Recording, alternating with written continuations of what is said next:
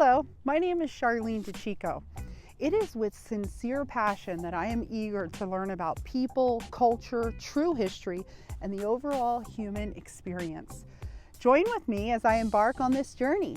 This is your Community Spotlight.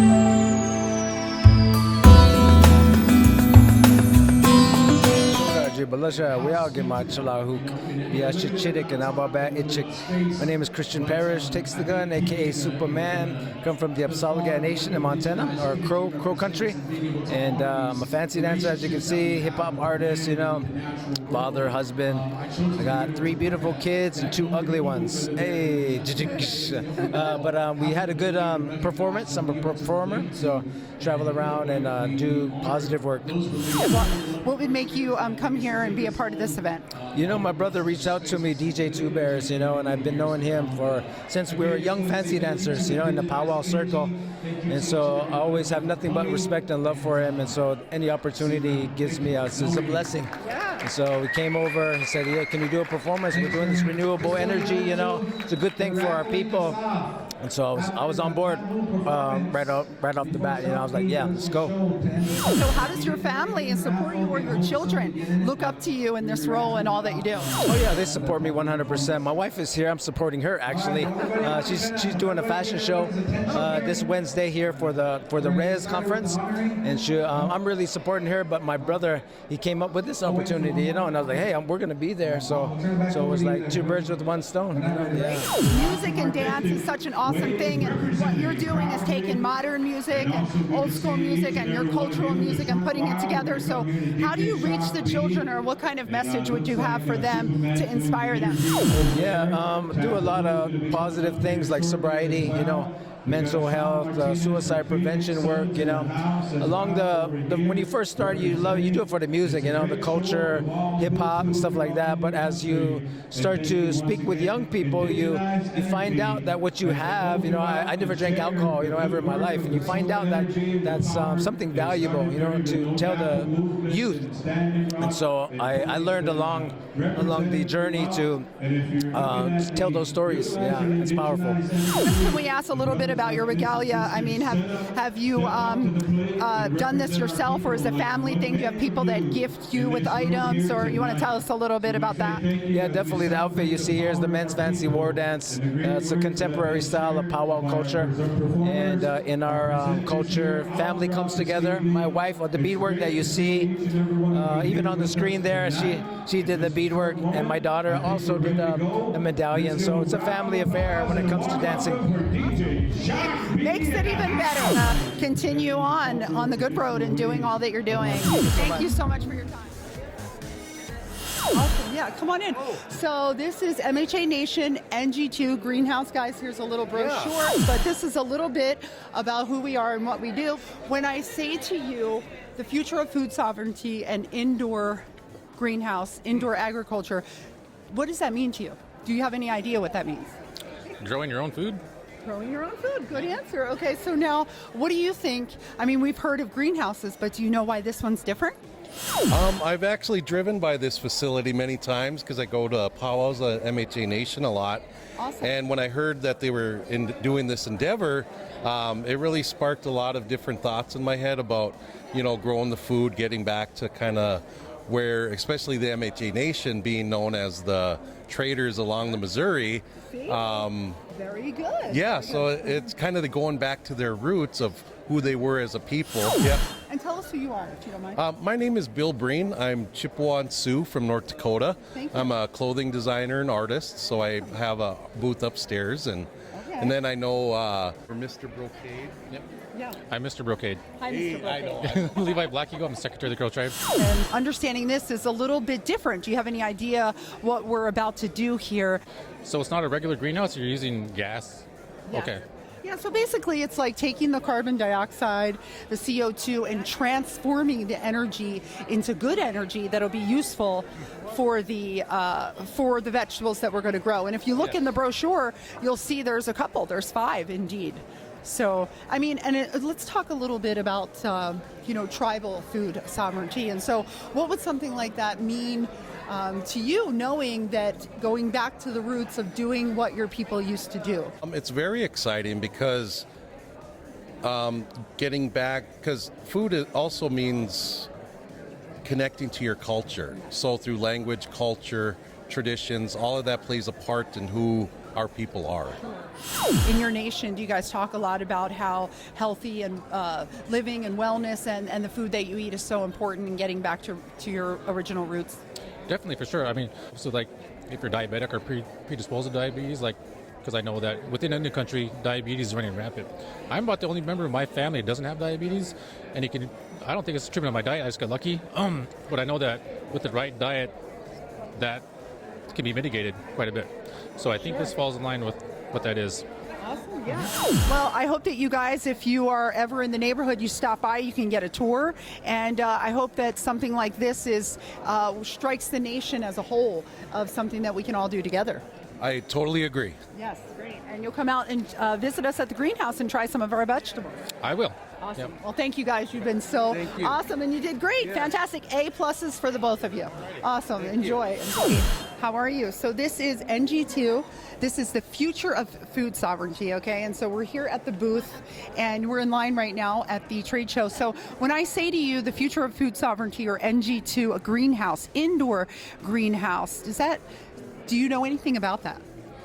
Like an indoor greenhouse, I do not. Right? Well, I mean, you've heard of greenhouses, and we've seen outdoor greenhouses. Well, MHA Nation is doing an amazing, innovative thing. We're taking CO2. It's like hydroponics, but we're taking the CO2 and turning it into good. Mm-hmm. And it's actually going to fuel and help the plants. And if you want to check out some more information over there, does that sound like something as compelling as it is?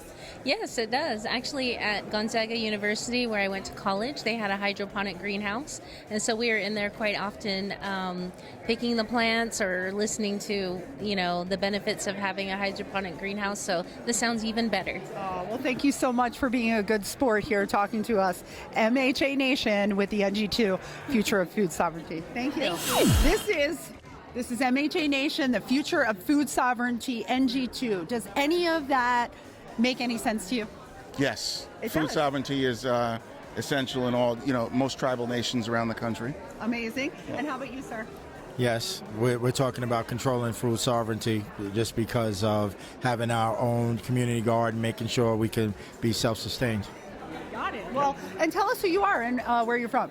I'm Jermaine Smith, Shinnecock Tribal Council from Shinnecock Nation in Long Island, New York. Long Island, New York. Beret Hamp, Shinnecock citizen, and from our business board. Amazing. And I'm originally from New Jersey, but I am coming to you from MHA Nation, which is in Newtown, North Dakota, on the Fort Berthold Reservation. And so this is a greenhouse concept, guys. So you're familiar with, I don't know that in New York that any of the tribes there would have oil. Am I correct in saying No oil. Right? No oil. So at MHA Nation, there's oil. Lots of oil. Okay. There has been lots of oil. Up to 300 barrels a day, 300,000 barrels a day, let me be clear on that. Wow. And so that's a lot of oil, right? Yes. And so it's a lot of burning of the oil, Yep. right? Yes. So what we're doing is we're taking that oil after it's been burned in the gas, the CO2, and turning that into good energy to be used in the greenhouse. That makes sense. Makes Okay. sense? And it even Yes, sounds it does. exciting, right? Yes. Yes. So, I mean, this is something that hasn't been done anywhere in our country. Actually, the concept comes from Holland, and our chairman of our tribe, wanted to bring this to MHA Nation. So, how do you guys feel about coming out, maybe taking a tour and seeing some? What do you think here? I'm going to show you a little bit of what we're going to be growing, and I want you to take a look at that. And this is our grow chart right here a little bit. Oh, okay. Take a look at that. What do you guys think of that? Well, my next question is, this is res, so how is it financially beneficial to the tribes as well as sustaining food sovereignty? Very good question. So this is going to give us the ability to do something that we used to do with the tribe, the people here. I say we because I've become so much a part of the nation, but I'm talking about the people that were actually here before and started here. And they claim they were always there, which was, if we were in MHA Nation, I would say here. So I'm saying here like we're home, but we're actually in, where are we? We're in Las Vegas.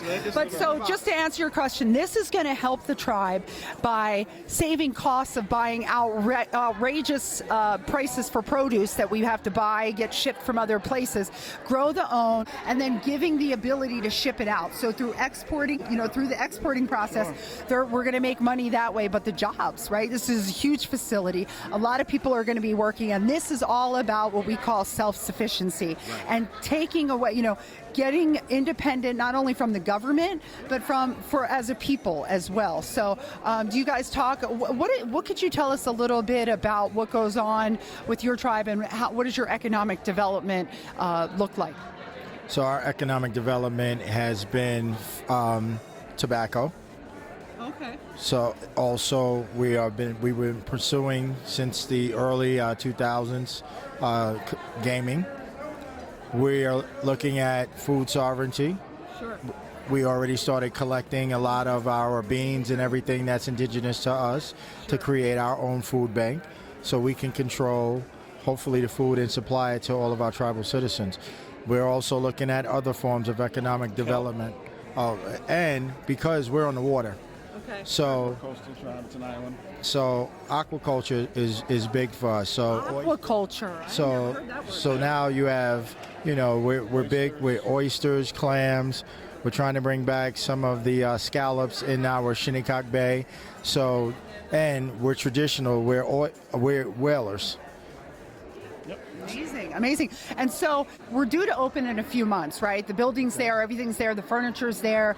We've been growing lettuce. And so after we're up and running and this thing really takes off, we're expecting to see greenhouses all over the nation. And so do you guys see yourself collaborating as part of your economic development in a concept like this? And maybe not even with the gas, but there's other ways and means and ways. I mean, something like this is very exciting. Wouldn't you agree? Very exciting. What is the footprint like on this facility? 141,000 square feet. Yes, right. And Two additional greenhouses at 134,000 square feet, 3-acre outdoor growing area. that sounds pretty big, right? Mm-hmm. Very big. Pretty big concept. And stage 4, 215,000 square foot greenhouse for phases 1 through 4, total growing area, total 412,000 square feet. That's pretty elaborate. Yep. And the beginning. Size is 7 football fields. 7 football fields. 7 football fields, yes. That's pretty powerful, huh? Very powerful. So, does it make you guys want to come out and visit Fort Berthold and come take a tour? We'd love to have you sometime. Okay, that would be great. Absolutely. Great. Well, thank you so much. Thank you. Thank you. Great, guys. Congratulations and good luck Yes. good luck with this endeavor. Thank you. Good luck with the opening. Awesome. Thank you, guys. My name's Sonia Nevaquoy, and I'm from Oklahoma, and I'm from the Comanche Nation. I work for the Native Inc. Incorporation, and also sit on the board of directors for our Comanche Nation enterprises. So I'm going to ask you a few questions a little bit about the future of food sovereignty, what we do at MHA Nation with Native Green Grow. Now, it's a lot of information. There's a lot of green here. Does any of this ring a bell, or do you have any idea what's going on with food sovereignty and indoor agriculture? I've heard of it, but I really never endowed in that because this is probably not my expertise, but it sounds interesting. And when we talk about food sovereignty, I'm guessing that it's about growth and how we can serve our people with better foods, healthier foods. Yes.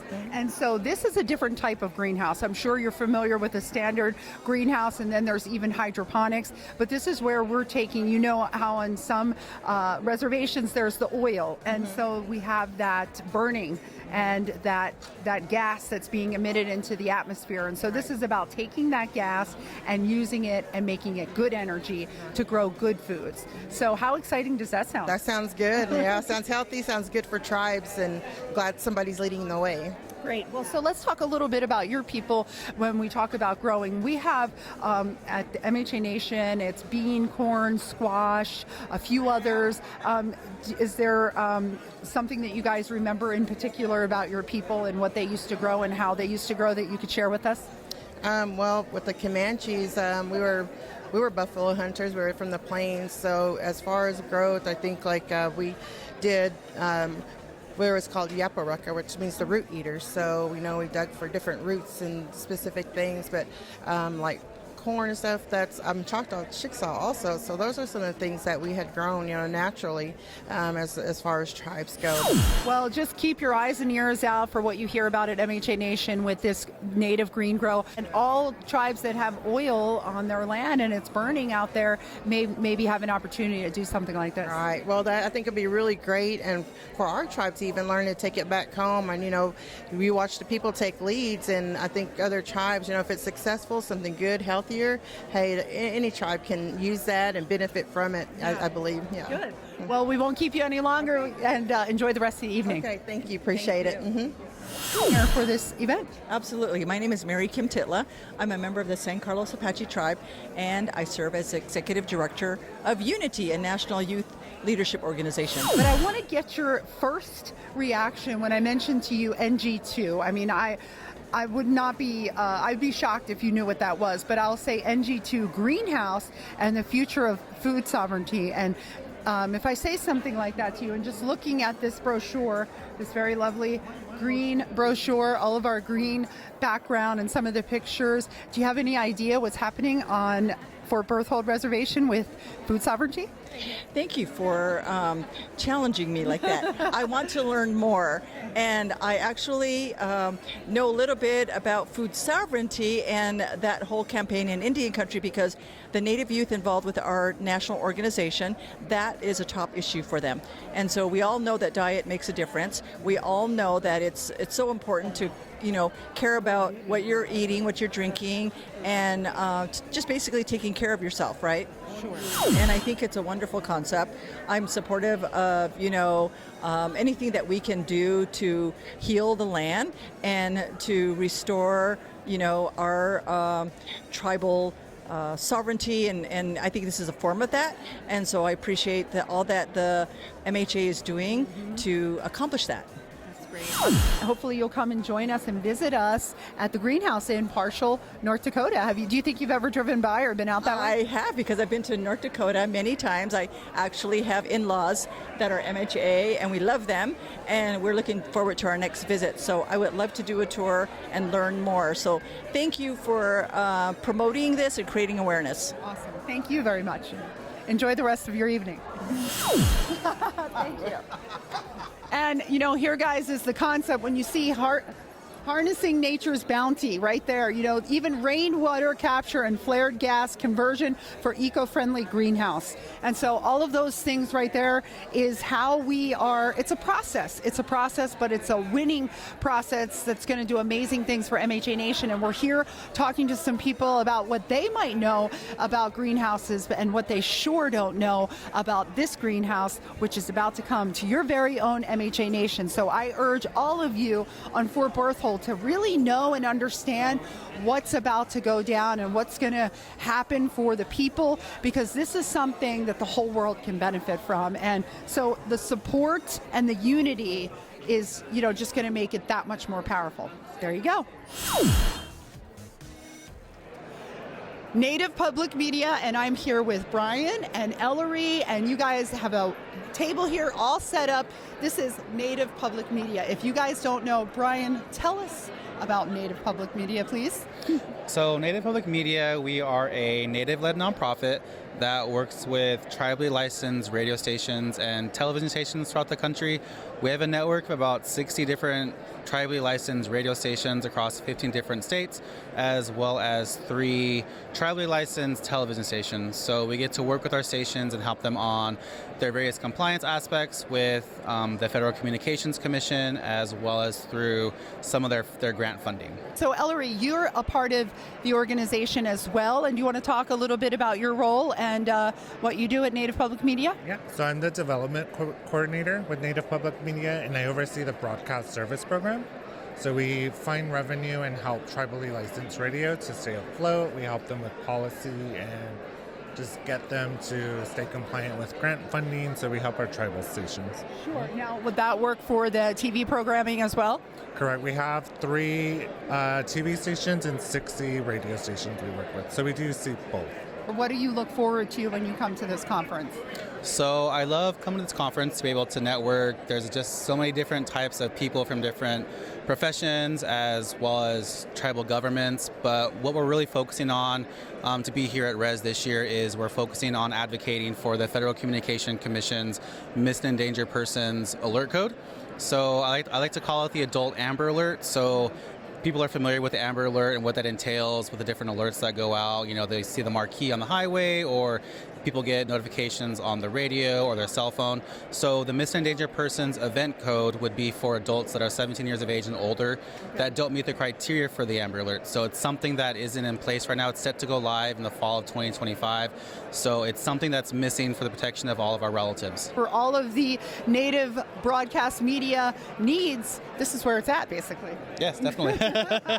Thank you for joining us here on Community Spotlight TV. I'm your host, Charlene DeChico.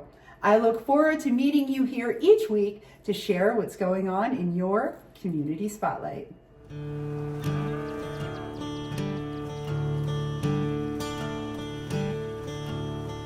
Elba Woods Memorial Health Center was opened in October of 2011. Elba Woods is located in Newtown, North Dakota, which resides on the Fort Berthold Indian Reservation. Elba Woods serves the MHA Nation, which is the Mandan, Hidatsa, and Arikara Nation. We have a beautiful culture. We have 3 tribes on our reservation, and there is a richness that you experience when you come here. I'm actually a member of the Arikara tribe. When I was growing up, we had 1 little clinic. Our reservation had 1 doctor to provide the health care for all our tribal members. We didn't have the services available, and now we do. I think it's great to be able to have our own healthcare system. Elba Woods is very important to our communities. We provide a service to our people that would otherwise not be available, and our people would have to travel long distances for their care. If you had to get up and go to an appointment 2 hours away and drive off the reservation, some of our people, quite frankly, just said, no, I won't go. And if they don't go, then preventative medicine goes out the door. Historically, we've got some real serious issues with diabetes. We are suffering at rates of cancer higher than the average population as well. Now that we have a facility, now that we have a support system, we can treat our people and get at problems sooner, so prevention comes into play. And we can also do referrals at an earlier stage as well. We are the primary clinic of 5 clinics in total that provide healthcare services to our entire tribal membership. So in a typical week, I travel about 800 miles. How have you been? Good. I know that these patients greatly appreciate it because many of them don't have mode of transportation, so for some of them, this is their only form of healthcare. Looks really good. Patients don't come in just for one thing. They will come in with a list of everything. There is an interprofessional way that we work, and it's not just the physicians and the nurse practitioners.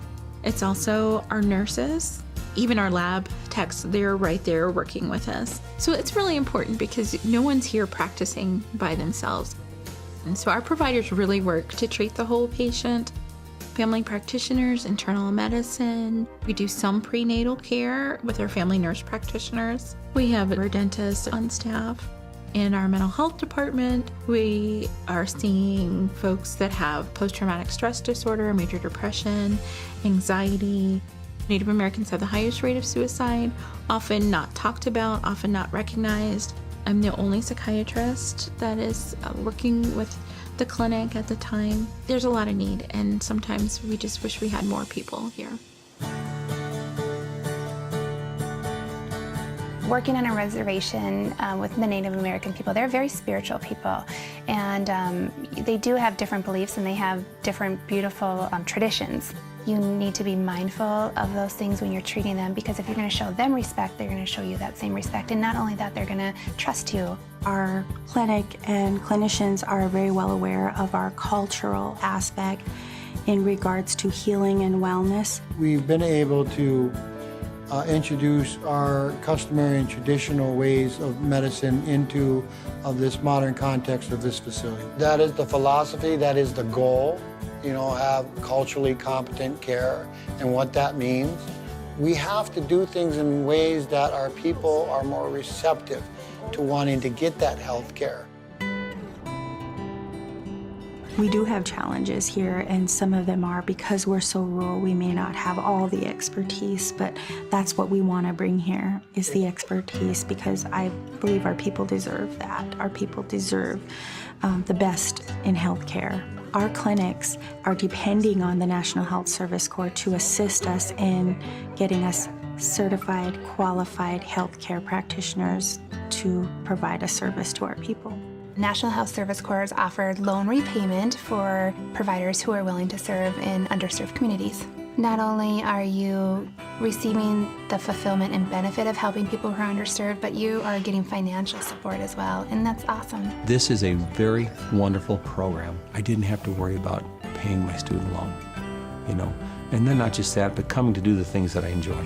I was in private practice for quite a few years. I didn't want to base a decision on seeing a patient based upon their ability to pay their bill, basically. Here, I see everybody, and that's what I wanted to do. My last year in college, I applied for the scholarship program. When I finished, I was debt-free, and then I did 4 years, 4 wonderful years. I went in thinking 4 years and I'd go back to my normal life. Well, this is my normal life now. We are sort of disadvantaged, a very rural, high-need area, but once they get here, they become sort of part of our family and part of our community, and they choose to stay,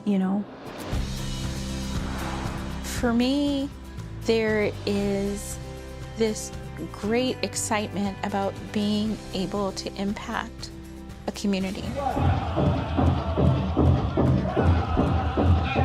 We want to welcome all of our big veterans here tonight. Indian and non-Indian, male and female. Here we go. Every community is very proud of their powwow, and they want you to come and enjoy and participate.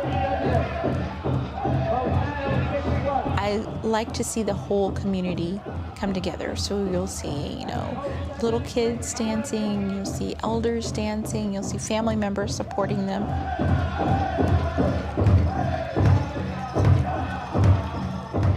This is how everybody gets together and celebrates.